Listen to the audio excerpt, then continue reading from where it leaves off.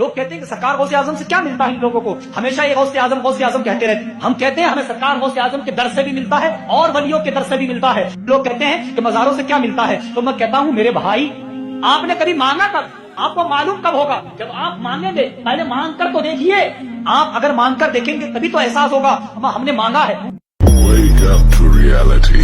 اور جس روز اللہ ان کو پکارے گا سو کہے گا کہ میرے وہ شریک کہاں ہیں جن کا تمہیں دعویٰ تھا، تو جن لوگوں پر عذاب کا حکم ثابت ہو چکا ہوگا وہ کہیں گے کہ اے ہمارے پروردگار، یہ وہ لوگ ہیں جن کو ہم نے گمراہ کیا تھا، اور جس طرح ہم خود گمراہ ہوئے تھے اسی طرح ہم نے ان کو گمراہ کیا تھا۔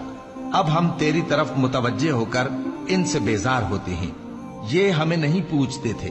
اور کہا جائے گا کہ اپنے شریکوں کو بلاؤ، سو وہ ان کو پکاریں گے تو وہ ان کو جواب نہ دے سکیں گے، اور جب عذاب کو دیکھ لیں گے تو تمنا کریں گے کہ کاش وہ ہدایت یاب ہوتے۔